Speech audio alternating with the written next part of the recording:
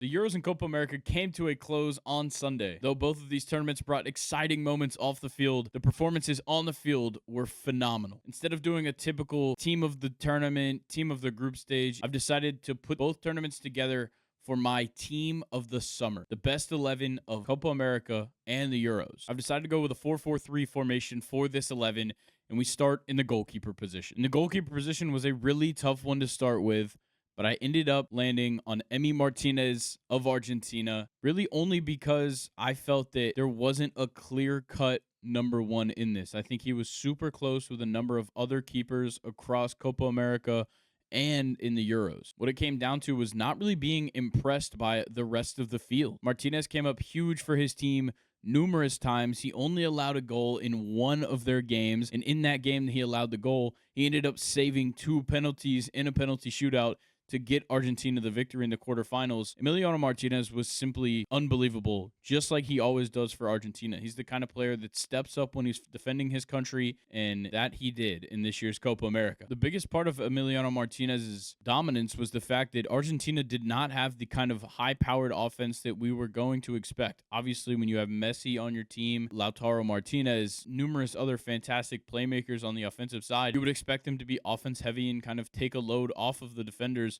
But Emiliano Martinez had to step up, and that's exactly what he did. For some of these positions, I will have an honorable mention, and at keeper, I do have Mike Maignan of the French national team. I thought Mike Maignan was very good in the Euros, and a lot of that having to do with France not being able to finish well across the entire tournament, and he was still able to propel them all the way to the semifinals. Unfortunately, Maignan just did not have the moments like Emiliano Martinez had. Now into the defense, and we'll start on the right side. The right back in my team of the summer is Dani Carvajal. Not only did Carvajal score his first international goal for Spain in this tournament, Carvajal was an absolute demon defending the left flank attack from any side that he faced. Unfortunately, he had a red card in the Germany match and missed out on the semifinal against France. But in every other match, Carvajal was a dominant force in the defense. Carvajal was fantastic in the final against England and absolutely shut them down en route to another Euro victory and yet another trophy in Carvajal's trophy case. Now, onto my first center back in the team of the summer, and it's Ronald Araujo of Uruguay. The Uruguayan and Barcelona center back was phenomenal for his country throughout this tournament.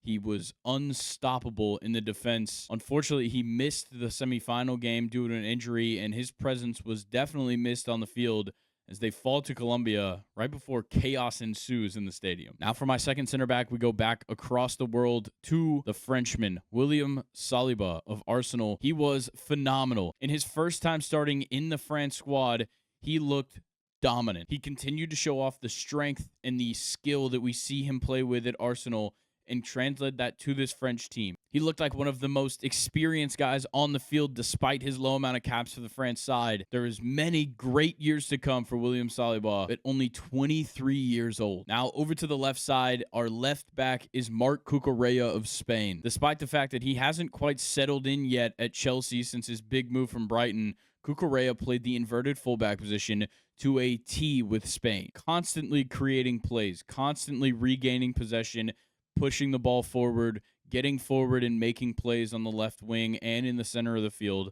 Cucurella was simply everywhere and provided a much-needed energy to this new-look Spain side that we saw. More than just energy, he supplied the assist to our Yarsabal's game-winning goal in the final against England. Now we move on to the midfield, and we're going to start with Dani Olmo of Spain. I know we've already hit quite a few Spaniards already through the list, and there is more to come, but Dani Olmo was simply amazing. The 26-year-old wasn't even a starter heading into this tournament, and some were surprised that he even made the roster, but Olmo showed out quickly in the minutes he was getting off the bench, became a starter, and ended up having a fantastic tournament for Spain. His 3 goals in the tournament tied him for the lead in the Euros, and he recorded 2 assists, one of those being a last-minute winner against Germany. This was a huge performance for Olmo at this stage in his career and might have just earned himself the big transfer he's been waiting for, maybe to a top-of-the-table Premier League team. For our next center mid, we return to the Copa America, and it's James Rodriguez. The Colombian international is 10 years removed from that fantastic 2014 World Cup, but he still shows up for his country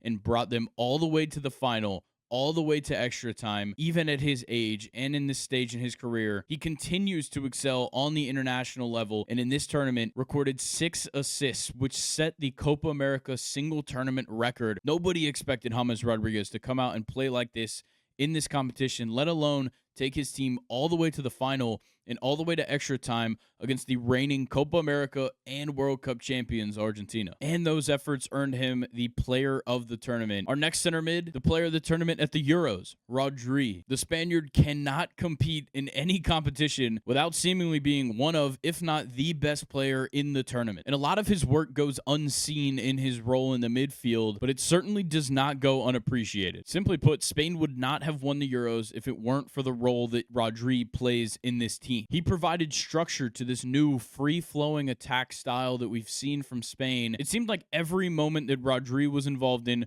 was a big game changer for Spain. He was constantly making tackles, interceptions, making great passes up the field, and just simply jump-starting this attack that truly came out and surprised the world in this tournament. Now let's talk about one of the players in that attack, and we'll start on the right side with Lamine Yamal. This guy turned 17 the day before the final, and then goes out and wins the final and provided the assist on the first goal scored in that game. I never would have thought that Lamine Yamal would make this team, let alone start in this team, and he took the world by storm throughout this tournament. Nobody, and I mean nobody, saw this coming.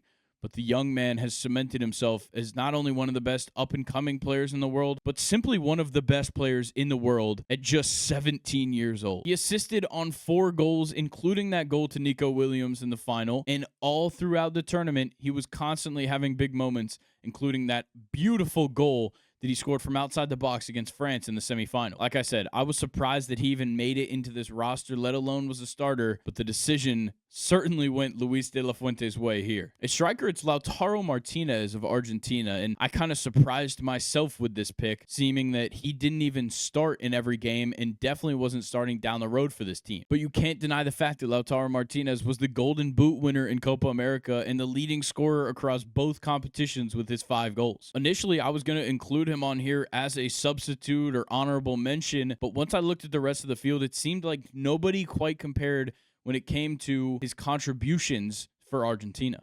I think the fact that he came off the bench maybe helped his case even more.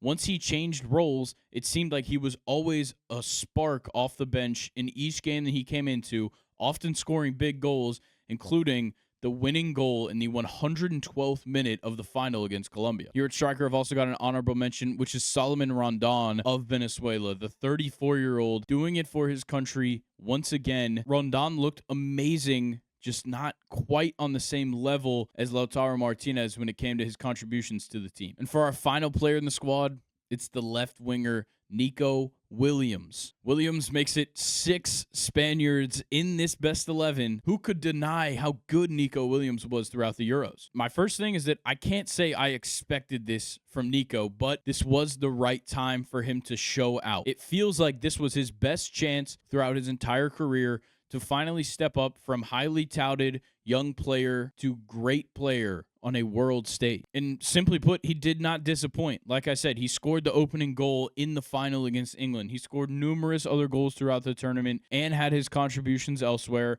He brought so much life to this new attack that we're seeing from Spain, and him and Yamal as a duo that we might see at Barcelona next year looked phenomenal for Spain. And now for the rest of us soccer fans, it's time to lock in on transfer news for the rest of the summer or the Olympics if you're a real freak for soccer. But if you disagreed with any of my takes, go ahead and leave a comment. Let me know who I got wrong in this starting 11. Who was your starting 11? Who would you have replaced a player with? Let us know down in the comments. If you want to stay up to date with everything Second and Short, go ahead and subscribe, like, comment, and turn on your post notifications here on YouTube. If you're a podcast listener, we're on Apple, Spotify, Amazon, amongst others. You can go follow us there, rate 5 stars on those platforms. And, of course, you can follow us on all of our social media pages. We've got new episodes of the podcast coming out every Monday and Friday, and all the rest of our soccer coverage on those Friday episodes will be transfer news all the way up until the start of all the European regular seasons. I hope you enjoyed the video, and thank you for watching. See you guys later. Peace.